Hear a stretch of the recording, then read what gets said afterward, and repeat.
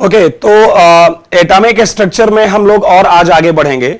और आपको याद हो तो पिछली क्लास तक हमने एनर्जी का एक्सचेंज जो होता है, जब इलेक्ट्रॉन कोई किसी एक ऑर्बिट से दूसरे ऑर्बिट में ट्रांसफर होता है तो उस दौरान जो एनर्जी का एक्सचेंज है उसका कैलकुलेशन, उस एनर्जी से related wavelength, frequency, wave number, ये सारा हमने कैलकुलेशन किया। आज हम लोग इस पर चर्चा करने वाले हैं कि हाइड्रोजन स्पेक्ट्रम क्या होता है। हम बात करने वाले हैं कि हाइड्रोजन स्पेक्ट्रम जो है वो क्या है।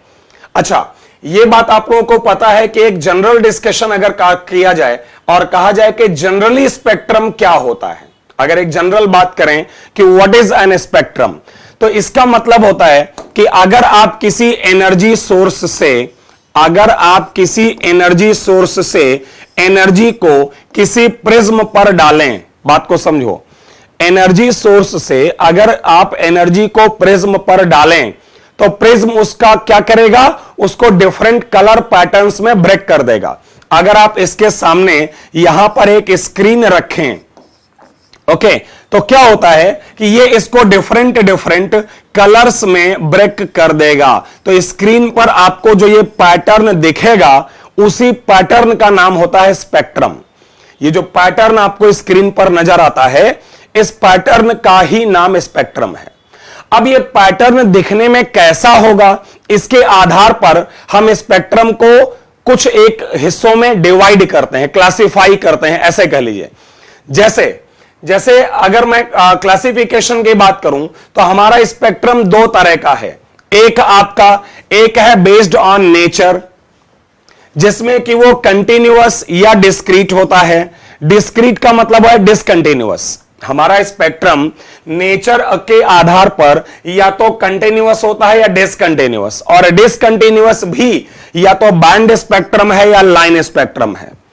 इन सबका डिटेल अभी मैं तुरंत इसके बाद आपको देने वाला हूं। पहले आप एक बेसिक क्लासिफिकेशन समझ लो कि हमारा स्पेक्ट्रम नेचर के आधार पर या तो कंटिन्यूअस है या डिस्क्रीट है, और जो डिस्क्रीट है वो डिस्क्रीट का मतलब डिसकंटिन्यूअस समझो, ठीक है, वो या तो बैंड स्पेक्ट्रम है या लाइन स्पेक्ट्रम है। और दूसरा बेस्ड ऑन ओरिजिन के आधार पर वो एब्जॉर्प्शन स्पेक्ट्रम हो सकता है या एमिशन स्पेक्ट्रम हो सकता है। ओरिजिन के आधार पर एब्जॉर्प्शन स्पेक्ट्रम या एमिशन स्पेक्ट्रम, नेचर के आधार पर कंटिन्यूअस और डिस्क्रीट या डिसकंटिन्यूअस, और डिसकंटिन्यूअस भी बैंड स्पेक्ट्रम या लाइन स्पेक्ट्रम। अब मैं आपको एक एक करके समझाता हूं इनका डिटेल पहले, ठीक है। जैसे अगर मैं सबसे पहले एमिशन स्पेक्ट्रम की बात करूं, सबसे पहले एमिशन स्पेक्ट्रा, थोड़ा सा पहले थ्योरेटिकल डिस्कशन है और फिर हम लोग न्यूमेरिकल पर आ जाएंगे, डोंट वरी। हम लोग पहले थोड़ा थ्योरी डिस्कस करेंगे हमेशा की तरह, और उसके बाद में न्यूमेरिकल्स पर आ जाऊंगा। बाकी पीडीएफ आपको मिल ही जाएगा नोट्स बनाने के लिए, आपको पीडीएफ मिल जाएगा, ठीक है, सो डोंट वरी। तो देखो यहां पर एमिशन स्पेक्ट्रम की अगर मैं बात करूं, जैसे सिंपल से बात है कि अगर आप कोई सोर्स ऑफ लाइट लें जो एनर्जी को एमिट करेगा, मतलब एनर्जी को उत्सर्जित करेगा, एनर्जी को बाहर फेंकेगा, या कह लो एमिशन करेगा, जैसे सन की बात कर लें, सूरज की बात कर लें, सन, या कोई बल्ब है उसकी बात कर लो, ट्यूबलाइट की बात कर लो, तो ये सब क्या करते हैं, एनर्जी को एमिट करते हैं।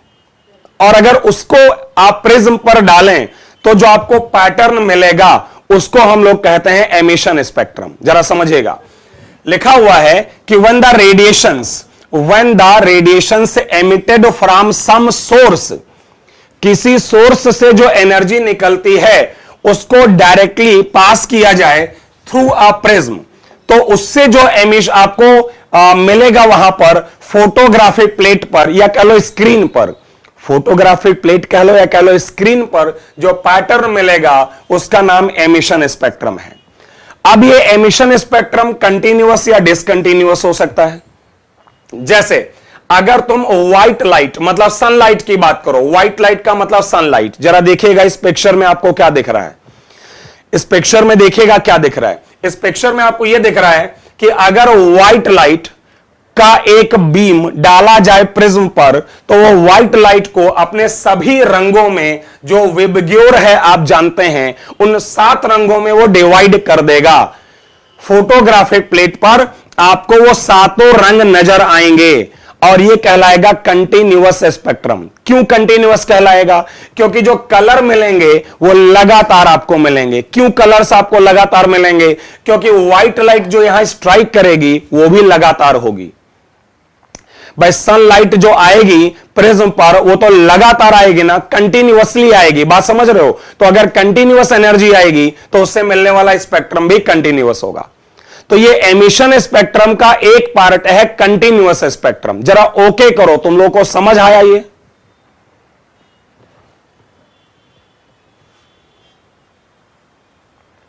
कि आपने व्हाइट लाइट लिया, कंटिन्यूअस सोर्स ऑफ एनर्जी, उसके बीम को तुमने प्रिज्म पर डाला तो वो रेज को क्या करेगा? उनको वेबग्योर में डिवाइड कर देगा। चूंकि लगातार एनर्जी आएगी तो जो स्पेक्ट्रम आएगा वो भी कंटिन्यूअस होगा। और इसमें मैं तुमको बताऊं कि यूजुअली आपको ब्राइट लाइंस मिलती हैं। कैसी लाइंस मिलती हैं? ब्राइट लाइंस, चमकीली लाइंस मिलती हैं, bright lines on black screen. जो स्क्रीन होता है वो ब्लैक होता है और उस पर ब्राइट लाइंस मिलती हैं, चमकीली, मतलब कलरफुल। मतलब जो एमिशन स्पेक्ट्रम है उसमें तुम्हें ब्राइट लाइंस मिलेंगी, जो कलर्स मिलेंगे आपको ब्लैक स्क्रीन पर। ओके, अच्छा, दूसरा है डिस्क्रीट।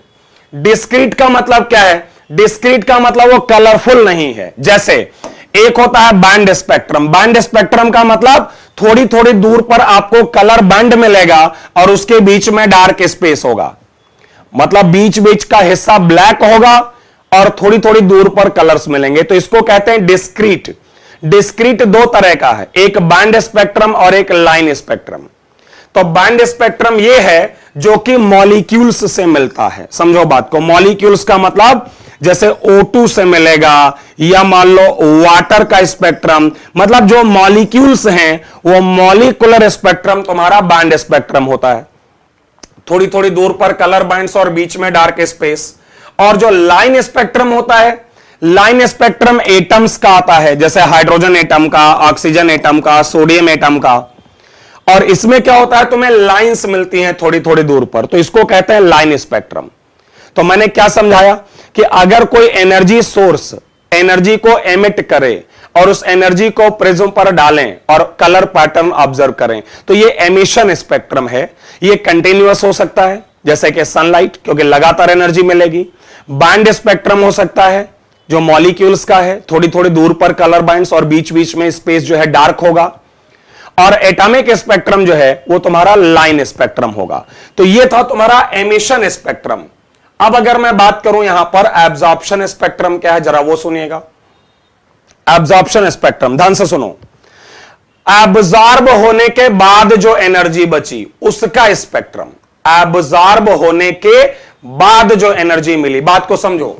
जैसे मान लो अब तुम व्हाइट लाइट को सोडियम क्लोराइड सॉल्यूशन से पास करो, बात को समझो। व्हाइट लाइट को सोडियम क्लोराइड सॉल्यूशन से पास करो और जो बचा हुआ एनर्जी है उसका कलर पैटर्न देखो, तो वो कहलाएगा एमिशन स्पेक्ट्रम। क्यों ऐसा? तो वो कहलाएगा एब्जॉर्प्शन स्पेक्ट्रम। क्यों ऐसा? क्योंकि तुम्हारा जो सोडियम क्लोराइड का सॉल्यूशन होगा वो बहुत सारी एनर्जी को या रेडिएशन को अपने अंदर एब्जॉर्ब कर लेगा।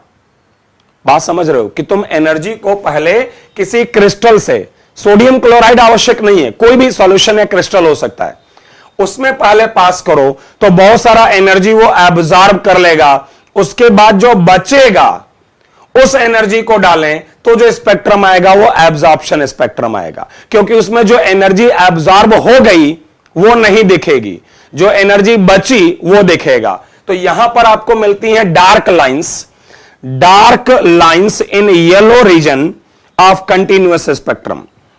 मतलब यहां क्या होता है कि तुम्हें मिलती है डार्क लाइंस या black lines on bright screen. बात को समझिएगा, यहां पर तुम्हारी स्क्रीन ब्राइट होती है और जो लाइंस है वो डार्क होते हैं। अच्छा, कोई मुझे बताएगा ये डार्क लाइन कौन सी लाइंस हैं? जो एनर्जी एब्जॉर्ब हो गई या जो एनर्जी बची रही? यहां पर हमें स्क्रीन पर, ब्राइट स्क्रीन पर डार्क लाइंस मिलती हैं। तो ये डार्क लाइंस कौन सी एनर्जी है? जो एनर्जी एब्जॉर्ब हो गया या जो एनर्जी बचा हुआ है, जो एब्जॉर्ब नहीं हुआ। यस, बिल्कुल। तो डार्क लाइंस वो हैं जो एनर्जी एब्जॉर्ब हो गई है, क्योंकि जो एनर्जी एब्जॉर्ब हो गई है उसकी जगह वो मिसिंग लाइंस है, मिसिंग है, गायब हो गया है वहां से, तो इसलिए वो आपको ब्लैक नजर आ रहा है। तो यहां पर आपको जो डार्क लाइन है वो कौन सी लाइन है, जो एब्जॉर्ब हो गई है, क्योंकि उसकी जगह वो कुछ नहीं दिख रहा है, कुछ नहीं दिख रहा है मतलब ब्लैक कलर का या डार्क स्पेस आ रहा है। ओके, चलिए आगे बात करते हैं, आगे सुनते हैं जरा। अच्छा, मुझे एक लाइन और बताओ तुम लोग, जरा सुनना ध्यान से, एक बात मुझे और बताओ तुम लोग कि जैसे मान लो किसी आपके सोर्स ने, जैसे मान लेते हैं लेट से आपके पास एक एटम है और इसमें यहां पर ये इसके ऑर्बिट्स हैं। सुनना मेरी बात ध्यान से, मुझे एक बात बताओ, अगर कोई इलेक्ट्रॉन ऊपर से नीचे आएगा तो एनर्जी एमिट करेगा कि एब्जॉर्ब करेगा? सोचो जल्दी से और आंसर दो। अगर कोई इलेक्ट्रॉन ऊपर से नीचे आएगा तो एनर्जी एमिट करेगा कि एब्जॉर्ब करेगा? तो एनर्जी एमिट करेगा, और उस एमिटेड एनर्जी को प्रिज्म पर डालें तो जो लाइन मिलेगी वो एमिशन स्पेक्ट्रम है, जो मैं बात कर रहा था। जैसे यहां से वो नीचे आया, ठीक है, तो जो एनर्जी एमिट हुई उसका स्पेक्ट्रम जो आएगा, एक लाइन, वो एमिशन स्पेक्ट्रम है। अच्छा, एक बात बताओ जरा मुझे फिर से कि अगर यही वापस ऊपर जाए तो एनर्जी एब्जॉर्ब करेगा? बात समझ रहे हो? अगर यही इलेक्ट्रॉन वापस ऊपर जाए तो एनर्जी को एब्जॉर्ब करेगा, और उसके बाद उसका स्पेक्ट्रम अगर लिया जाए तो यहां पर ना तुमको क्या मिलेगा, ब्लैक लाइन, और यहां पर क्या मिल रहा था, ब्राइट लाइन। मेरी बात समझिएगा ध्यान से। इलेक्ट्रॉन ऊपर से नीचे आया, जिस एनर्जी को एमिट किया वो ब्राइट लाइन के फॉर्म में मिला। इलेक्ट्रॉन नीचे से ऊपर गया, एनर्जी को एब्जॉर्ब किया, और जो एनर्जी एब्जॉर्ब हुई, मैं दोबारा बोल रहा हूं, जो एनर्जी एब्जॉर्ब हुई वही लाइन यहां मिसिंग होती है और वो ब्लैक दिखती है। तो मुझे एक बात सोचकर बताओ कि अगर ऑर्बिट 3 से ऑर्बिट 2 में आते समय ये एमिशन लाइन है, ऑर्बिट 3 से ऑर्बिट 2 में आते समय अगर ये एमिशन की लाइन है, और ऑर्बिट 2 से 3 में जाते समय ये एब्जॉर्प्शन की मिसिंग लाइन है, तो क्या आपको समझ आ रहा है कि इन दोनों लाइंस का वेवलेंथ बराबर होगा? सोच के बताओ, इन दोनों लाइंस का जो वेवलेंथ है वो आपस में बराबर होगा? यस। क्यों? क्योंकि जितना वो ऊपर से नीचे आने में जितनी एनर्जी को रिलीज करेगा, नीचे से ऊपर जाने में वो उतनी ही एनर्जी को एब्जॉर्ब करेगा। जो एनर्जी रिलीज करेगा उसका ये एमिशन स्पेक्ट्रम है जो लाइन मिल रही है, और जो एनर्जी एब्जॉर्ब होगी वो ये मिसिंग लाइन है जो गायब हो गई है, मिसिंग लाइन। तो ऑब्वियसली दोनों का जो वेवलेंथ है वो आपस में बराबर होगा। अच्छा, एक क्वेश्चन तुमसे पूछ रहा हूं, जरा जवाब दीजिएगा। हाइड्रोजन एटम में एक ही इलेक्ट्रॉन होता है, लेकिन उसके स्पेक्ट्रम में इनफाइनाइट लाइंस होती हैं, कैसे? जरा सोच कर बताओ। हाइड्रोजन एटम में एक ही इलेक्ट्रॉन होता है, लेकिन उसके स्पेक्ट्रम में हजारों लाखों लाइंस होती हैं, कैसे? ये कैसे हुआ? सोच के बताइए। एक ही इलेक्ट्रॉन है हाइड्रोजन में, लेकिन लाइंस उसकी इनफाइनाइट है स्पेक्ट्रम में। क्यों? यस, बिल्कुल सही जवाब दिया है। बिल्कुल, क्यों? क्योंकि इलेक्ट्रॉन तो एक ही है, लेकिन ऑर्बिट तो इनफाइनाइट है ना। इलेक्ट्रॉन तो एक ही है, लेकिन न्यूक्लियस के चारों तरफ जो नंबर ऑफ ऑर्बिट्स हैं वो तो इनफाइनाइट हैं। तो इलेक्ट्रॉन को जंप करने के तो तमाम सारे ऑप्शन हैं। बात समझ आई? देखिएगा जरा, अगर मैं हाइड्रोजन स्पेक्ट्रम की बात करूं, अब यहां पर मैं हाइड्रोजन की बात कर रहा था, तो हाइड्रोजन स्पेक्ट्रम कैसे मिलेगा? हाइड्रोजन स्पेक्ट्रम के लिए क्या करना पड़ेगा? हाइड्रोजन गैस लो और उसको एनर्जी सप्लाई करो। अगर मैं उसके कौन से स्पेक्ट्रम की बात कर रहा हूं? मैं उसके एमिशन स्पेक्ट्रम की बात कर रहा हूं। मान लेते हैं एमिशन स्पेक्ट्रम। अगर हाइड्रोजन के एमिशन स्पेक्ट्रम की बात करूं मैं, तो हाइड्रोजन गैस लो, उसके बाद स्पार्क क्रिएट करो। जब स्पार्क क्रिएट करोगे तो क्या होगा? उसके एटम्स ब्रेक होंगे, और ब्रेक होने के बाद, सुनिएगा ध्यान से, ब्रेक होने के बाद उनके जो इलेक्ट्रॉन है वो हायर लेवल में ट्रांसफर हो जाएंगे, और जब वो वापस लौटेंगे तो जो एनर्जी एमिट करेंगे उस एनर्जी का स्पेक्ट्रम लिया जाए तो वो हाइड्रोजन एटम का एमिशन स्पेक्ट्रम है। मैं दोबारा बोल रहा हूं, हाइड्रोजन एटम पहले प्रोड्यूस करो। कैसे? एक कंटेनर में हाइड्रोजन गैस लिया, उसको एनर्जी सप्लाई किया, उसके एटम ब्रेक हुए, डिसोसिएट हुए, और उनके इलेक्ट्रॉन जो हैं वो हायर लेवल में एनर्जी की वजह से ट्रांसफर हो गए। अब वो वापस जब आएंगे, अब वो इलेक्ट्रॉन जब वापस आएंगे तो एनर्जी एमिट करेंगे, और उस एनर्जी को अगर हम प्रिज्म पर डालें तो हमको मिलेगा हाइड्रोजन एटम का एमिशन स्पेक्ट्रम। इस दौरान अगर कभी भी तुम्हें वेवलेंथ या एनर्जी कैलकुलेट करना हो तो देखो, पिछली क्लास में तुम लोगों को एक फार्मूला डेराइव कराया था मैंने, याद आया? देखो वही फार्मूला यहां डेराइव्ड है। कौन सा फार्मूला? कि एनर्जी ऑफ एमिटेड फोटॉन जो है 13.6 Z square 1/n1 square minus 1/n2 square, 1/n1 square minus 1/n2 square. उम्मीद है कि आपको यह बात यहां पर समझ आई होगी। यह पिछली क्लास में तुम लोगों को डिराइव कराया है ना? यस और नो? पिछली क्लास में हमने प्रीवियस लेक्चर में बात की है कि यह फार्मूला है 13.6 Z square 1/n1 square minus 1/n2 square, जब इलेक्ट्रॉन तुम्हारा किसी एक ऑर्बिट से दूसरे ऑर्बिट में ट्रांसफर होगा। और यह भी तुम लोगों को याद हो तो कहा था, यह भी मैंने तुम लोगों को कहा था कि यहां पर n1 को हमेशा छोटा रखिएगा, n1 हमेशा छोटा रखना और n2 बड़ा रखना, ताकि तुम्हारा आंसर हमेशा पॉजिटिव आए। मैग्नीट्यूड ऑफ एनर्जी, जो एनर्जी रिलीज हुआ उसका मैग्नीट्यूड आपको मिलेगा। तो दो फार्मूले हमने कैलकुलेट किए थे कि डेल्टा ई का है 13.6 Z square 1/n1 square minus 1/n2 square. ये एनर्जी का फार्मूला जब तुम्हारा इलेक्ट्रॉन एक ऑर्बिट से दूसरे ऑर्बिट में जाएगा। और अगर आपको याद होगा वेव नंबर या वेव लेंथ, तो इसका फार्मूला था RZ square 1/n1 square minus 1/n2 square. तो ये दो चीजें हमको क्या दे रही थी? ये चीजें हमको दे रही थी कि इलेक्ट्रॉन जो है जब एक ऑर्बिट से दूसरे में जाएगा तो कितना एनर्जी रिलीज होगा, और उस एनर्जी का वेव नंबर या फ्रीक्वेंसी या वेवलेंथ क्या होगा। तो ये हमने पिछले क्लास में डेरिवेशन ऑलरेडी कर रखा है। अब अगर मैं इसी का एक छोटा सा एप्लीकेशन लूं, यहां पर समझेगा, इसी का अगर एक छोटा सा एप्लीकेशन लिया जाए तो जरा ध्यान दीजिएगा, जरा ध्यान दो। जैसे ये आपका न्यूक्लियस है, ध्यान दीजिए अच्छे से। ये मान लो पहला ऑर्बिट है, ये दूसरा ऑर्बिट है, ये तीसरा ऑर्बिट है, चौथा ऑर्बिट है, पांचवा ऑर्बिट है, छठा ऑर्बिट है, सातवां ऑर्बिट है, एंड सो ऑन। ये मान लो उसके ऑर्बिट हैं, first, second, third, fourth, fifth, sixth and seven. अभी मैंने तुम लोगों को ये बोला है, बड़ा सिंपल सा और आसान सा डिस्कशन है, थोड़ा केयर करिएगा। लास्ट टाइम ऑलरेडी आप पढ़ चुके हैं। अभी मैंने तुम लोगों को ये बोला है कि हाइड्रोजन एटम में भले ही एक इलेक्ट्रॉन है, लेकिन उसके इनफाइनाइट ऑर्बिट्स के कारण लाइंस जो मिलती हैं वो इनफाइनाइट हैं। ध्यान से सुनो, अगर मैं इस पॉइंट पर वापस लौटूं जो अभी थोड़ी देर पहले डिस्कस किया है कि हाइड्रोजन एटम के पास इलेक्ट्रॉन एक ही है, लेकिन उसके न्यूक्लियस के चारों तरफ जो ऑर्बिट्स का नंबर है वो इनफाइनाइट है, और इसलिए वहां पर लाइंस भी इनफाइनाइट है, उसके स्पेक्ट्रम में लाइंस की संख्या भी इनफाइनाइट है। हम लोग क्या करते हैं कि इसकी जो इनफाइनाइट लाइंस हैं उनको ग्रुप्स में डिवाइड करते हैं। कुछ एक हम लोग ग्रुप्स बनाते हैं जिनको सीरीज कहते हैं, जैसे Lyman series, बामर series, Paschen series, Brackett series, fund series, Humphry series.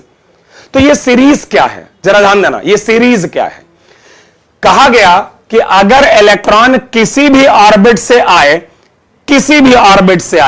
लेकिन अगर वो जंप करता है फर्स्ट ऑर्बिट में, मेरी बात समझो, इलेक्ट्रॉन किसी भी ऑर्बिट से आए लेकिन जंप कहां करे? फर्स्ट ऑर्बिट में, तो इन सारी लाइंस को एक साथ बोला गया लाइमन सीरीज। मतलब इन सारी लाइंस को एक ग्रुप में बांट दिया गया, उस ग्रुप को नाम दिया गया लाइमन सीरीज। कब? जब इलेक्ट्रॉन कहीं से भी आए, लेकिन कहां आए? Ground state, n = 1। ऐसे ही बोला गया इलेक्ट्रॉन कहीं से भी आए लेकिन सेकंड ऑर्बिट में आए, तो इन सारी लाइंस को एक साथ बोला गया, इन सारी लाइंस को बामर सीरीज। बात पे ध्यान दीजिएगा। मैं इस चीज को ना यहां पर आपको और बेहतर दिखा दे रहा हूं। जस्ट मैंने शुरुआत की है, कहीं से भी इलेक्ट्रॉन जंप करे but to the ground state, then this group of lines is known as Lyman series. कहीं से भी जंप करे, सेकेंड ऑर्बिट में आए, चाहे वो 3 से आए 2 में, 4 से 2 में, 5 से 2 में, 6 से 2 में, इन्फिनिटी से 2 में, तो उन सारी लाइंस के ग्रुप का नाम बामर सीरीज। तो इस चीज को यहां पर इन साइंटिस्ट्स के नाम के आधार पर बोला जाता है। मतलब जैसे लाइमन सीरीज नाम आ रहा है तो साइंटिस्ट के नाम पर आ रहा है। जैसे देखो, पहले इलेक्ट्रॉन कहीं से भी आए लेकिन ग्राउंड स्टेट में, ध्यान दीजिए, ऊपर के किसी भी ऑर्बिट से आए लेकिन कहां है, ग्राउंड स्टेट में, तो लाइमन सीरीज। ऊपर के किसी भी ऑर्बिट से आए, ऊपर के किसी भी ऑर्बिट से लेकिन सेकंड ऑर्बिट में आए, तो उसका नाम देखो यहां लिखा है बामर सीरीज। फिर अगर थर्ड में आता है कहीं से भी तो पाश्चन सीरीज, फोर्थ में आता है तो ब्रैकेट सीरीज, पांचवें में आता है तो फंड सीरीज, और एक और है, अगर वो छठे में आता है 6 में, तो उस ग्रुप का नाम है तुम्हारा हम्फ्री सीरीज। उसको बोला जाता है हम्फ्री सीरीज। ध्यान से समझिए। तो हाइड्रोजन एटम के एमिशन स्पेक्ट्रम में जो इनफाइनाइट लाइंस हैं, उनको इन 6 ग्रुप्स में डिवाइड किया गया है। कितने ग्रुप्स में डिवाइड किया है? 6 ग्रुप में। पहला ग्रुप है इलेक्ट्रॉन कहीं से भी जंप करे ग्राउंड में, तो लाइमन सीरीज। दूसरा, इलेक्ट्रॉन कहीं से जंप करे लेकिन सेकंड ऑर्बिट में, तो आपका बामर सीरीज। थर्ड में जंप करे तो पाश्चन सीरीज, कहां से, कहीं से भी, लेकिन कहां, थर्ड में, तो पाश्चन। 4 में आए तो ब्रैकेट, 5 में आए तो फंड, 6 में आए तो हम्फ्री। जरा मुझे बताओ, ये आपको पॉइंट समझ आया जो मैंने बोला है? ये आपके हाइड्रोजन स्पेक्ट्रम की इनफाइनाइट लाइंस को डिफरेंट ग्रुप में बांट दिया गया है। अच्छा, अब अगर इनका थोड़ा सा डिटेल्ड डिस्कशन कर लें हम लोग, जैसे लेट्स से लाइमन सीरीज की बात करें, जैसे सबसे पहले अगर लाइमन सीरीज की बात करें, तो it is the first spectral series of hydrogen. It was found out in ultraviolet region in 1898 by Lyman. अच्छा, अल्ट्रावायलेट रीजन में मिलता है, इसका क्या मतलब है? इसका मतलब है कि इस सीरीज की जितनी भी लाइंस हैं, इस सीरीज की जितनी भी लाइंस हैं, मतलब कहीं से भी इलेक्ट्रॉन जंप करे लेकिन फर्स्ट ऑर्बिट में, तो सारी लाइंस का जो एनर्जी है वो अल्ट्रावायलेट रीजन में आता है। अच्छा, यहां पर N1 बराबर 1 है। जंप कहां करना है? फर्स्ट ऑर्बिट में। कहां से? 2 से, 3 से, 4 से, कहीं से भी, कहीं से भी जंप करना है। कहां जंप करना है आपको? N1 बराबर 1। तो यहां पर N1 तुम्हारा ग्राउंड स्टेट है जहां पे जंप करना है, और ऊपर के किसी भी एक्साइटेड स्टेट से। अच्छा, एक और बात, अगर तुमको लाइमन सीरीज की किसी भी लाइन का वेवलेंथ निकालना है तो फार्मूला ये हो गया। अरे यार, वेवलेंथ का एक्सप्रेशन क्या है? 1 by lambda are Z square. चूंकि हाइड्रोजन एटम है तो जेड की जगह 1। ये फार्मूला है ना कि 1 बाय लैम्डा बराबर are Z square, 1 by N1 square minus 1 by N2 square. अब हाइड्रोजन स्पेक्ट्रम की बात हो रही है तो Z बराबर 1 और N1 बराबर 1 और N2 बराबर आपको रखना पड़ेगा। तो फार्मूला बनेगा वेवलेंथ का 1 by lambda equal to R 1 minus 1 by N2 square, जहां की N2 की वैल्यू क्या हो सकती है? अगर सेकंड ऑर्बिट से आएगा 1 में तो 2 हो जाएगा, थर्ड से 1 में आएगा तो 3 हो जाएगा, 4 से 1 में आएगा तो 4 हो जाएगा। तो आप लाइमन सीरीज के हर एक लाइन का वेवलेंथ बता सकते हैं। अच्छा, कोई मुझे बता सकता है क्या कि लाइमन सीरीज की पहली लाइन का मतलब इलेक्ट्रॉन कहां से जंप करेगा? कहां से कहां जंप करेगा? लाइमन सीरीज की फर्स्ट लाइन इलेक्ट्रॉन कहां से कहां जंप करेगा? सोच के बताओ, बताइए सोच के। अगर लाइमन सीरीज की पहली लाइन है तो इलेक्ट्रॉन जंप कहां से करेगा? ऑब्वियसली 2 से करेगा, 2 से 1 में। अच्छा, और बताओ, लाइमन सीरीज की आखिरी लाइन इलेक्ट्रॉन कहां से जंप करेगा? सोचिए, लाइमन सीरीज का आखिरी लाइन इलेक्ट्रॉन जंप कहां से करेगा, क्या लगता है आपको? तो इनफाइनाइट से जंप करेगा। आखिरी लाइन देखो क्या लिखा है, फर्स्ट लाइन 2 से 1, सेकंड लाइन 3 से 1 और आखिरी लाइन इन्फिनिटी से 1। समझ आया? ध्यान रखिएगा, पहली लाइन, फर्स्ट लाइन और लास्ट लाइन को मिलाकर, फर्स्ट लाइन और लास्ट लाइन को मिलाकर एक्सट्रीम लाइंस कहा जाता है। फर्स्ट और लास्ट को मिलाकर क्या बोला जाता है? Extreme lines. मतलब पहली लाइन और आखिरी लाइन एक्सट्रीम लाइन है। आखिरी लाइन को सीरीज लिमिट भी कहते हैं, series limit. It is the last line of any series. मैं दोबारा बोल रहा हूं, लाइमन सीरीज में आना कहां है? ग्राउंड स्टेट में। तो 2 से 1 आओगे तो पहली लाइन, 3 से 1 आओगे दूसरी लाइन, 4 से 1 आओगे तीसरी लाइन, इन्फिनिटी से 1 आओगे तो आखिरी लाइन। पहली और आखिरी लाइन को मिला के कहते हैं एक्सट्रीम लाइन, और आखिरी लाइन को सीरीज लिमिट भी कहते हैं, क्योंकि उसके आगे कोई लाइन नहीं होगी। अच्छा, तुम लोग सोचकर बताओ किस लाइन की एनर्जी ज्यादा होगी, फर्स्ट लाइन की कि लास्ट लाइन की? सोच के बताओ किस लाइन का एनर्जी ज्यादा होगा, पहला लाइन की आखिरी लाइन, लास्ट लाइन? यस, बिल्कुल भाई, पहला लाइन तो 2 से 1 आया, और ऑब्वियस सी बात है कि तुम्हारे 2 से 1 का एनर्जी का गैप इन्फिनिटी से एनर्जी के गैप से तो कम ही होगा ना भाई। आखिरी लाइन में इन्फिनिटी से 1 आओगे तो एनर्जी का अंतर ज्यादा रहेगा। तो पहली लाइन की एनर्जी कम और आखिरी लाइन की एनर्जी ज्यादा। पहली लाइन का फ्रीक्वेंसी कम, आखिरी लाइन का फ्रीक्वेंसी ज्यादा। पहली लाइन का वेवलेंथ ज्यादा, आखिरी लाइन का वेवलेंथ कम, क्योंकि एनर्जी ज्यादा होगा जिसका, उसका फ्रीक्वेंसी ज्यादा होगा बट वेवलेंथ कम होगा।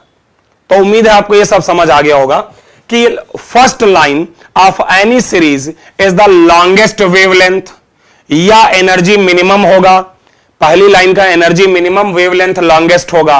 And the last line of any series is the shortest wavelength, क्योंकि आखिरी लाइन का एनर्जी ज्यादा होगा, वेवलेंथ कम होगा। मैं दोबारा बोल रहा हूं, हमारा हाइड्रोजन स्पेक्ट्रम का पहला सीरीज है लाइमन सीरीज। ये अल्ट्रावायलेट रीजन में है, मतलब इसकी सारी वेवलेंथ अल्ट्रावायलेट रेंज में आती हैं। यहां पहले ऑर्बिट पर आना है 2, 3, 4 से कहीं से भी।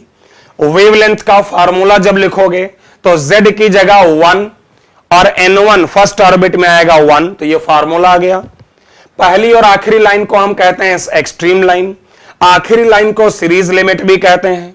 पहली लाइन का एनर्जी कम तो वेवलेंथ लॉन्गेस्ट होगा, और आखिरी लाइन का एनर्जी ज्यादा तो वेवलेंथ मिनिमम होगा। जरा ओके करो कि यहां तक समझ आया आपको। वैसे बड़ी सिंपल सा डिस्कशन है। क्लियर है ना सभी को? Yes, okay, good. और इसी बातचीत को ना, अगर इसी बातचीत को तुम बाकी के लाइंस में डाल दो तो तुम लोग खुद से समझ सकते हो, अपने आप कर लोगे। जैसे बामर सीरीज आएगा, तो बामर सीरीज में ये सेकंड सीरीज है, इसमें आपका विजिबल रीजन है जो बामर साहब ने डिस्कवर किया था। सेकंड ऑर्बिट में आना है 3, 4, 5 इनफाइनाइट तक कहीं से भी। इसमें अगर फार्मूला वेवलेंथ निकालोगे तो N1 की जगह 2 आ जाएगा और N2 की जगह कुछ भी ले सकते हो। इसकी visible lines, all the lines of Balmer series in hydrogen spectrum are not in visible range. In fact only first 4 lines are in visible range. मतलब बामर सीरीज की हर एक लाइन विजिबल रेंज में नहीं है, सिर्फ पहली 4 लाइन, फर्स्ट 4 लाइंस जो हैं वो विजिबल रेंज में है। समझ आया? बाकी कहानी यहां भी वही है कि यहां पर पहला लाइन लोगे, फर्स्ट लाइन तो 3 से 1, आखिरी लाइन 3 से 2, सॉरी 3 से 2, और आखिरी लाइन इन्फिनिटी से 2। बाकी सारा कहानी लाइमन सीरीज जैसा है, तो आप खुद से सोच सकते हैं। अच्छा, बामर सीरीज की लाइंस को कई बार ये नाम भी देते हैं, H alpha line, H beta line, H gamma line. तो H अल्फा का मतलब first line 2 to 1, H beta का मतलब second line, sorry H alpha का मतलब फर्स्ट लाइन कहां से? 3 से 2। अरे बामर सीरीज में आपको जंप करना है सेकंड ऑर्बिट में ना, कहां आना है, सेकंड में। तो पहली लाइन होगी 3 से 2, दूसरी लाइन 4 से 2, तीसरी लाइन 5 से 2। तो ये नाम भी यहां दिए जाते हैं, H alpha, H beta, H gamma. तो यह है बामर सीरीज। इसके बाद तुम जाओगे पाश्चन सीरीज पर, जो कि थर्ड लाइन है। देखिए अब सिर्फ एक बदलाव होना है, सिर्फ एक बदलाव कि N1 की जगह 3 है, N1 की जगह 3 है और N2 की जगह 4, 5, 6 अप टू इनफाइनाइट है। और दूसरी बात कि ये इंफ्रारेड रीजन में होती है, मतलब इसकी जो वेवलेंथ्स हैं वो सारी इंफ्रारेड रीजन में है। किसके लिए? पाश्चन सीरीज के लिए। कोई बदलाव नहीं है, सब कुछ वैसे ही है, बस आना कहां है? थर्ड ऑर्बिट में। तो N1 की जगह 3 और बाकी N2 की जगह 4, 5, 6 ले सकते हो। पाश्चन सीरीज के बाद अगर आप ब्रैकेट सीरीज में जाएंगे, है ना, तो ये भी इंफ्रारेड रीजन में है।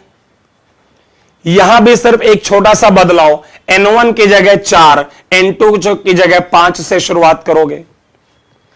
फंड सीरीज भी इंफ्रारेड रीजन में है। बदलाव सिर्फ इतना कि N1 की जगह 5, N2 की जगह 6, 7, 8 से लेकर इन्फिनिटी तक।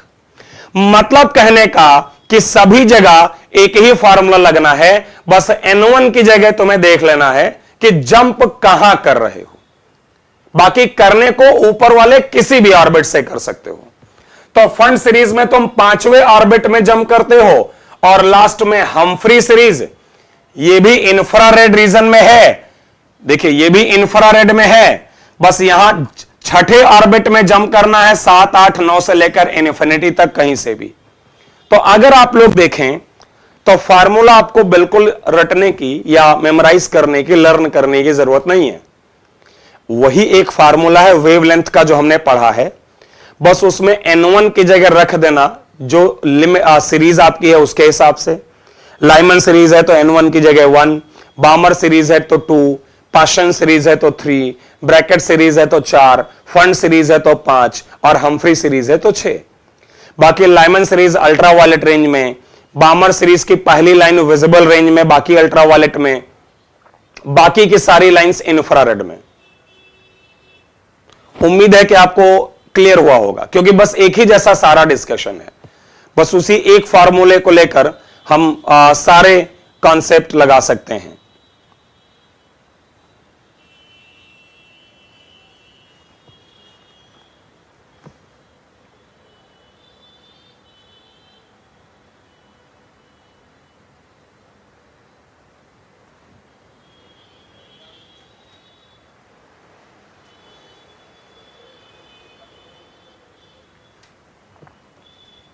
ओके, एक छोटा सा पॉइंट और आपको बता देता हूं। अच्छा एक बात बताइए, जैसे लाइमन सीरीज अल्ट्रावायलेट रेंज में है हाइड्रोजन एटम के लिए, क्या हीलियम प्लस की भी लाइमन सीरीज अल्ट्रावायलेट में होगी? सोच के जवाब दो। अगर आपका हाइड्रोजन एटम के लिए लाइमन सीरीज अल्ट्रावायलेट रीजन में है, तो क्या हीलियम प्लस के लिए भी ऐसा होगा? तो बिल्कुल कोई गारंटी नहीं है। क्यों? क्योंकि तुम्हारे फार्मूले में Z बदल जाएगा, और अगर Z बदलेगा तो वेवलेंथ बदल जाएंगी, और वेवलेंथ बदलेंगे तो यार सीरीज बदल सकती है, मतलब रेंज बदल सकता है। तो इस बिल्कुल नहीं है। हाइड्रोजन एटम का लाइमन सीरीज अल्ट्रावायलेट रेंज में है तो हीलियम प्लस का भी होगा, यह गलत कॉन्सेप्ट है, ऐसा बिल्कुल नहीं है। क्योंकि Z बदलने से आपका वहां पर वेवलेंथ बदलेगा। अच्छा चलिए एक छोटा सा डिस्कशन और फिर आते हैं क्वेश्चंस पर। Number of photons emitted by a sample of hydrogen atom. एक बात बताओ, सुनना, मेरी बात सुनना तुम लोग ध्यान से। एक बात बताओ, अगर तुम्हारे पास एक सिंगल एटम है, ठीक है, और वो मान लेते हैं चौथे ऑर्बिट में यहां पर रखा हुआ है, सिंगल एटम में एक इलेक्ट्रॉन चौथे ऑर्बिट में रखा हुआ है, उसको अगर चौथे ऑर्बिट से पहले ऑर्बिट में आना है, तो तुम लोग सोचकर जवाब देना कि मैक्सिमम कितनी लाइंस मिल सकती हैं या फोटॉन एमिट हो सकते हैं, और मिनिमम कितने फोटॉन या कितनी लाइंस एमिट हो सकती हैं, क्योंकि हर एक फोटॉन या हर एक लाइन के करस्पॉन्डिंग वहां पर एनर्जी होगी। ओके, तो अगर कोई चौथे ऑर्बिट में है, अगर आपके पास कितना हाइड्रोजन एटम है? एक हाइड्रोजन एटम है, सिर्फ एक हाइड्रोजन एटम है, और वो चौथे ऑर्बिट में इलेक्ट्रॉन है, और ग्राउंड स्टेट फर्स्ट में आना है, तो बताओ वहां पर मैक्सिमम कितनी लाइंस हो सकती हैं या मिनिमम कितनी लाइंस हो सकती हैं? बताइए, सोचकर लगाइए दिमाग।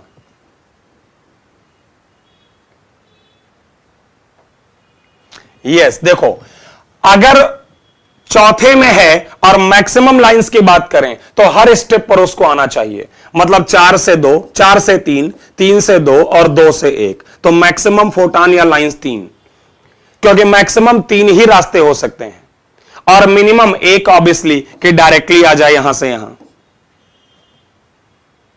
बात समझ आई कि इलेक्ट्रॉन एक ही है, ध्यान रखना, सिंगल इलेक्ट्रॉन है, सिर्फ एक इलेक्ट्रॉन है। तो अगर वो स्टेप बाय स्टेप आएगा तो 3 लाइंस मिलेंगी और अगर डायरेक्टली आएगा तो 1 लाइन मिलेंगी। अच्छा, अब बताओ जरा, अगर तुम्हारे पास 2 हाइड्रोजन एटम हो, अगर तुम्हारे पास 2 हाइड्रोजन एटम हो, 2 हाइड्रोजन एटम का मतलब दोनों हाइड्रोजन के पास एक एक इलेक्ट्रॉन है और मान लेते हैं दोनों का इलेक्ट्रॉन यहां ऊपर रखा हुआ है चौथे ऑर्बिट में। अब ध्यान रखना, ये इलेक्ट्रॉन अलग हाइड्रोजन एटम का है, ये इलेक्ट्रॉन अलग हाइड्रोजन एटम का है। अब अगर आपसे पूछा जाए कि यहां पर मैक्सिमम लाइंस क्या आ सकती हैं और मिनिमम लाइंस क्या आ सकती हैं, सोच के जवाब दो, सोचिए और जवाब दीजिए।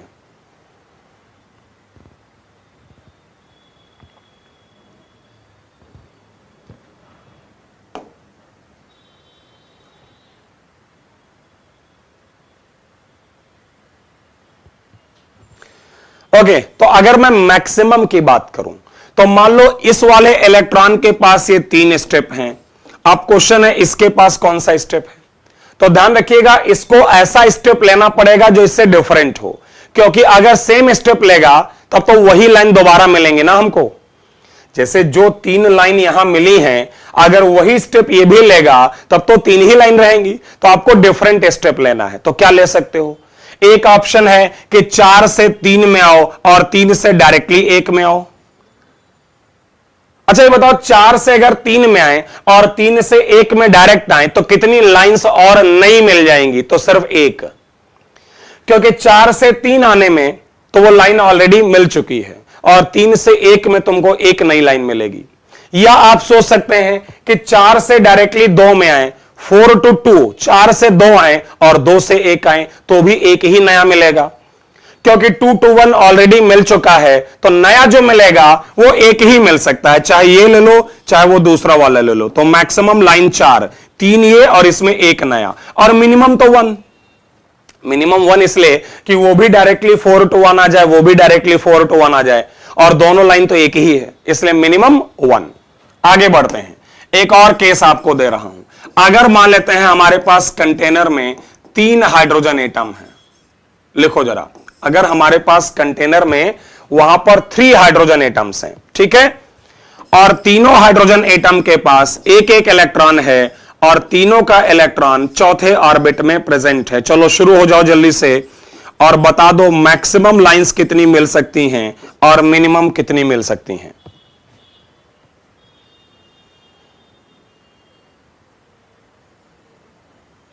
चलिए चेक करिए, मैक्सिमम लाइंस जो हमें मिल सकती हैं, मैक्सिमम रास्ते जो हो सकते हैं और जो मिनिमम रास्ते हो सकते हैं, बताइए।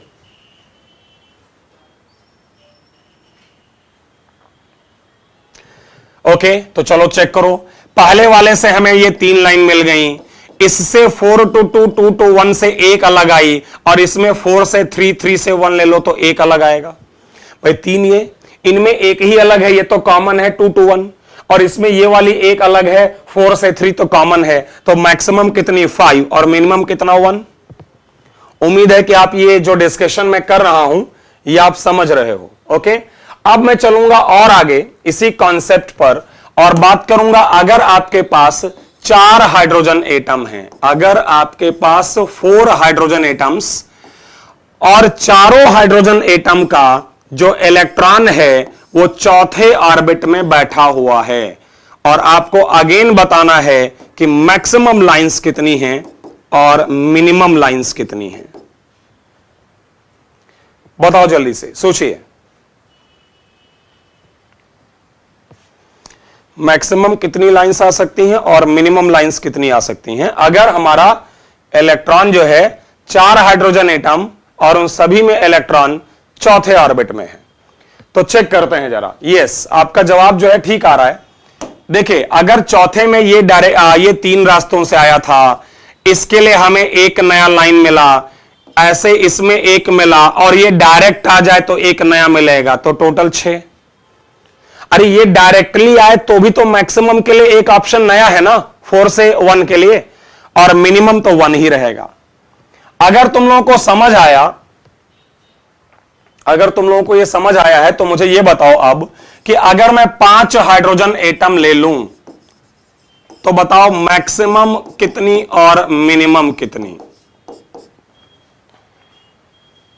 यस, बिल्कुल, क्योंकि अब बदलाव नहीं होने वाला है, अब कोई बदलाव नहीं होगा, क्योंकि जो मैक्सिमम लाइंस हो सकती थी वो यहां आपने 6 ऑलरेडी लिख दिया है। इससे ज्यादा रास्ते ही नहीं है ऊपर से नीचे आने के डिफरेंट। तो अब तुम 5 एटम लो, चाहे 6 एटम लो, चाहे 7 एटम लो, संख्या हमेशा यही आनी है। और अब हमारे लिए अच्छा, अगर एक बात बताओ, यहां एक और जोड़ दे रहा हूं, अगर क्वेश्चन में लिखा होता sample of hydrogen atom, sample, तो सैंपल का मतलब क्या समझते हो? 1 hydrogen atom, 2 hydrogen atom, 3 hydrogen atom या बहुत सारे हाइड्रोजन एटम, क्या समझते हो? 1 हाइड्रोजन, 2 हाइड्रोजन या लार्ज नंबर ऑफ हाइड्रोजन? अगर लिखा है सैंपल ऑफ हाइड्रोजन, तो सैंपल ऑफ हाइड्रोजन का मतलब बहुत सारे हाइड्रोजन एटम। तो यहां पर भी मैक्सिमम तुम्हारा 6 और मिनिमम बराबर 1 आएगा। और इसके लिए हमारे पास एक फार्मूला है, एक शॉर्टकट है कि अगर तुम्हें क्वेश्चन में सैंपल ऑफ हाइड्रोजन एटम दिया है, सैंपल ऑफ हाइड्रोजन एटम का मतलब तमाम सारे एटम हैं, तो वहां पर एक फार्मूला है मैक्सिमम लाइंस का, लिख लो, मैक्सिमम लाइंस का फार्मूला है n-1/2। अगर इलेक्ट्रॉन कहां से कहां आ रहा है, कहां से कहां आ रहा है? Transfer from n to 1। और ये किसके लिए है? For sample of hydrogen atom, for sample of hydrogen atom. मतलब अगर हाइड्रोजन के तमाम सारे एटम हैं, मतलब क्वेश्चन के लैंग्वेज में सैंपल ऑफ हाइड्रोजन एटम लिखा होना चाहिए। तो अगर कोई इलेक्ट्रॉन nth ऑर्बिट से फर्स्ट ऑर्बिट में आएगा, nth ऑर्बिट का मतलब सेकंड से, थर्ड से, 4 से, 5 से, और कहां आएगा? फर्स्ट ऑर्बिट में। तो सैंपल ऑफ हाइड्रोजन एटम में ये मैक्सिमम लाइन से जो मिल सकती है, बाकी मिनिमम तो हमेशा 1 रहेगा। अगर मिनिमम की बात करें तो 1 रहेगा, ठीक है? क्योंकि पिछला जो डिस्कशन मैंने कराया जिसमें 6 और 1 आया, ये तो तब था जब इलेक्ट्रॉन 4 से 1 में आ रहा है, 4 to 1। अब मैं कह रहा हूं इलेक्ट्रॉन n से 1 आ रहा है, कहीं भी है और 1 में आ रहा है। तो अगर इलेक्ट्रॉन कहीं से भी फर्स्ट ऑर्बिट में आएगा तो मैक्सिमम लाइंस जो एमिट करेगा वो है n-1/2। कब? जब ट्रांसफर होगा n से 1 और सैंपल ऑफ हाइड्रोजन एटम होगा। ठीक है, समझ आई बात? तो अगर मैं यहां पर एक क्वेश्चन आपसे पूछ लूं, क्वेश्चन अगर मैं आपसे पूछ लूं कि from a sample of hydrogen atom, लिखो, from a sample of hydrogen atom electron is transferred from, लिखो, from 6th orbit to first orbit, calculate maximum lines, calculate maximum lines in spectrum. तो हमें स्पेक्ट्रम में maximum कितनी lines मिलेंगी? क्या formula है? लगा दीजिए जल्दी से और बताइए जवाब। कि from a sample of hydrogen atom electrons are transferred from 6th orbit to first orbit, what is the number of maximum lines? तो फॉर्मूला क्या है मैक्सिमम लाइंस का? मैक्सिमम लाइंस का फॉर्मूला है n-1/2। तो आप लिख दोगे 6 -1/2 और आपका आंसर आ जाएगा 15। तो ये कोई ऐसा मुश्किल कॉन्सेप्ट नहीं सिखा रहा था मैं, एक बड़ा छोटा सा लॉजिक था। और एक पॉइंट और बताऊंगा और फिर आएंगे क्वेश्चंस पर। जैसे अगर क्वेश्चन है कि इलेक्ट्रॉन ऑर्बिट n2 से ऑर्बिट n1 में आना चाहता है और हमें नहीं पता n1 n2 क्या है, तो यहां पर फॉर्मूला है सैंपल के लिए, maximum lines N2 minus N1 N2 minus N1 plus 1 divided by 2। Note कर लीजिए, इसको भी नोट कर लीजिए कि अगर इलेक्ट्रॉन ग्राउंड स्टेट में आ रहा है तब तो N माइनस 1 फॉर्मूला लगाओ, nth ऑर्बिट से फर्स्ट में आया, और अगर ऊपर के किसी ऑर्बिट से बीच के किसी ऑर्बिट में आ रहा है तो N2 minus N1 N2 minus N1 plus 1 divided by 2, ये आपको मैक्सिमम लाइंस देगा। ध्यान रखिएगा, सैंपल ऑफ हाइड्रोजन एटम की बात चल रही है, जो डिस्कशन चल रहा है वो सैंपल ऑफ हाइड्रोजन एटम्स का। ओके, तो चलो जल्दी से जरा क्वेश्चन सॉल्व करो। ये आपके सामने देखिए 3-4 क्वेश्चंस हैं, 4 क्वेश्चन हैं, इनको सॉल्व करिए फिर डिस्कस करते हैं।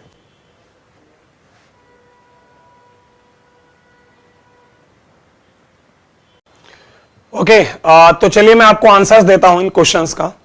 होप कि आप लोगों ने कर लिए हैं अब तक, ठीक है। चलो देखते हैं। तो पहले क्वेश्चन में है कि calculate wavelength of second line of Balmer series in He+। अब देखो यहां He+ है, He+, और सेकंड लाइन बामर सीरीज।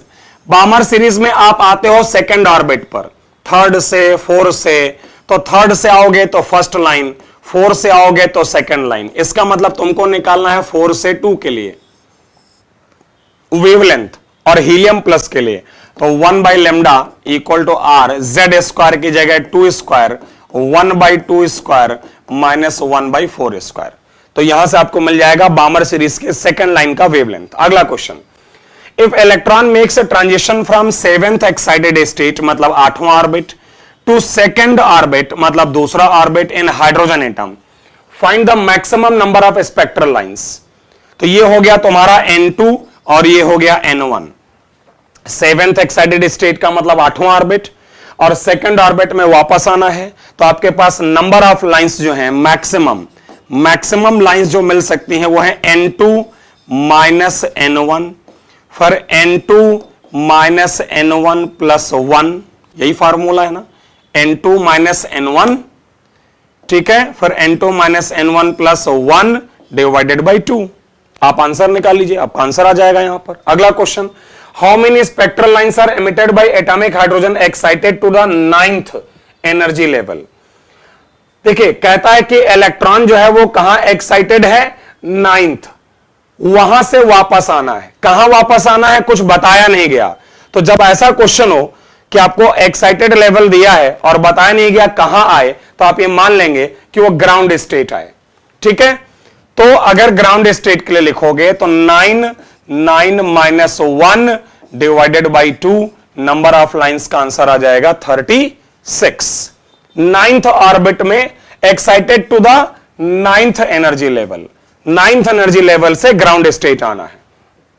और लास्ट क्वेश्चन है कि what transition in the hydrogen spectrum would have the same wavelength as the Balmer series of this spectrum. Okay, कहता है कि अगर He+ का 4 से 2 में जो वेवलेंथ है 1 बाई लेमडा बराबर R into Z square 1 by N1 square minus 1 by N2 square, अगर इतना ही वेवलेंथ चाहिए तो what transition in hydrogen spectrum would have the same wavelength. तो हाइड्रोजन एटम के किस लाइन का सेम वेवलेंथ होगा बामर सीरीज में। तो सेम वेवलेंथ के लिए तो same lambda 1 by lambda, R into Z square 1 square 1 by 2 square minus 1 by N square. मतलब मान लेते हैं nth ऑर्बिट से सेकंड ऑर्बिट में आए हाइड्रोजन एटम में तो सेम वेवलेंथ आएगा, दोनों का लेमडा इक्वेट कर दो आपको n मिल जाएगा। इवन सबसे अच्छा है दोनों को डिवाइड कर दो, डिवाइड करोगे ये दोनों कैंसिल हो जाएगा, फिर उसको सॉल्व कर लीजिए तो आपको पता चल जाएगा। बताओ समझ आया, ये आप लोगों को समझ आया ये क्वेश्चंस?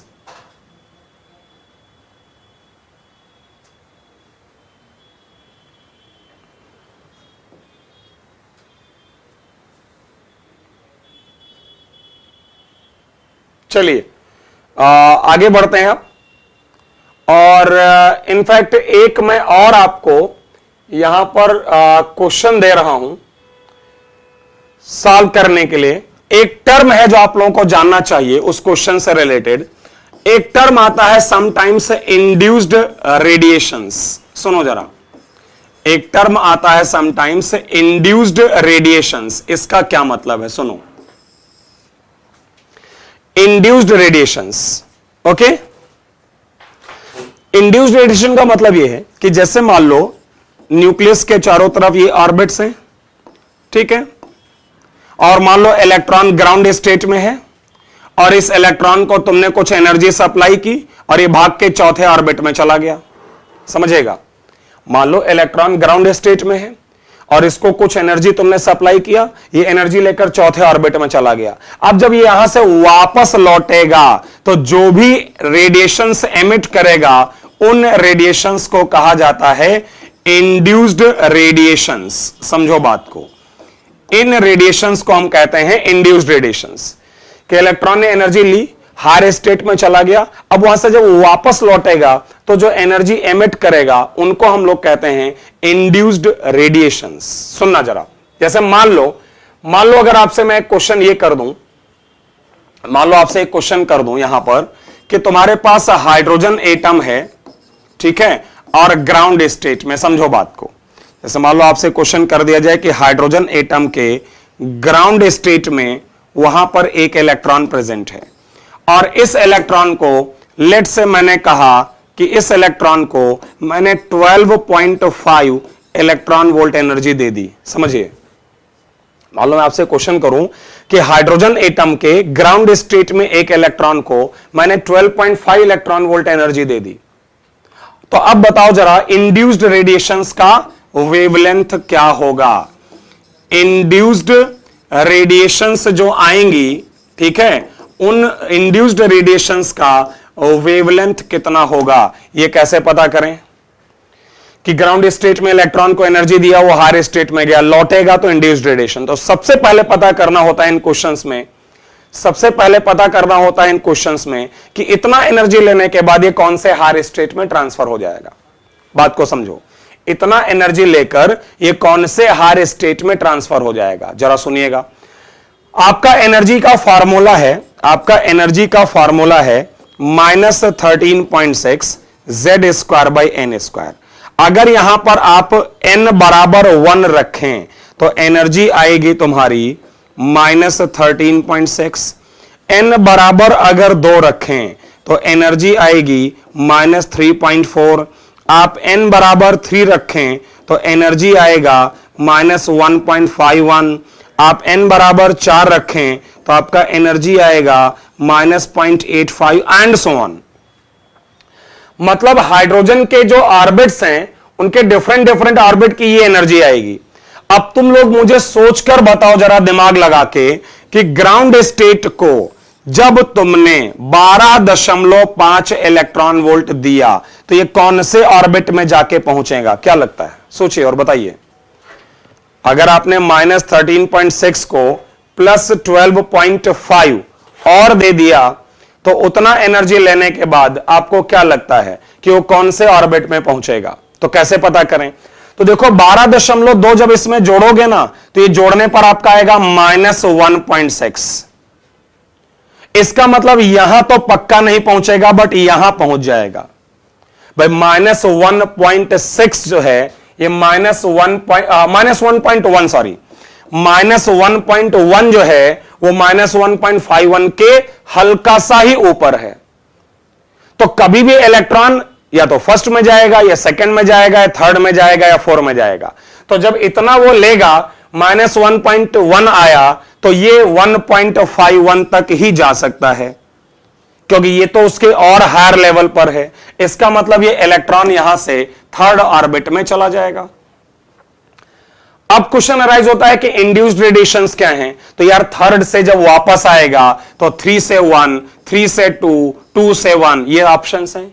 तो अब आपको लेमडा निकालना है 3 से 1 का, लेमडा 3 से 2 का और लेमडा 2 से 1 का, और यही आपके जो हैं इंड्यूस्ड रेडिएशंस के वेवलेंथ होंगे।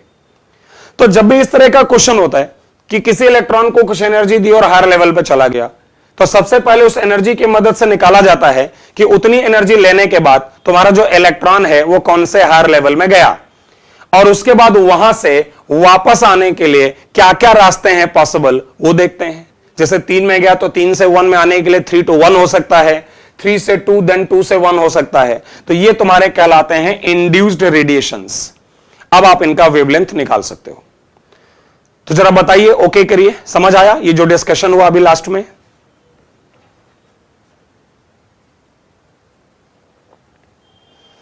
तो ये छोटा सा कॉन्सेप्ट और है, और मैं आपको याद दिला दूं कि हम लोग बोर्स मॉडल पर बातचीत कर रहे थे। आपको याद हो बोर्स मॉडल में कुछ कमियां भी थी, आपको याद होगा। तो fine structure Bohr's model explain नहीं कर पाता है, कुछ ऐसे और चीजें हैं जो बोर्स मॉडल एक्सप्लेन नहीं कर पाता है। तो अगली क्लास में हम शुरुआत करेंगे एक और नया थ्योरी का। यहां पर आकर हमारा बोर्स मॉडल खत्म होता है। बहुत सारा लंबा डिस्कशन हुआ, तमाम सारे हमने कैलकुलेशन किए। तो अगली क्लास में हम शुरुआत करेंगे अगले न्यू कॉन्सेप्ट से, और बोर्स मॉडल में जो कमियां हैं उनको कैसे दूर किया गया इन पर चर्चा करेंगे। बोर्स मॉडल की जो ड्रॉबैक्स हैं इनको कैसे ओवरकम किया गया इन पर चर्चा होगी हमारी नेक्स्ट क्लास में।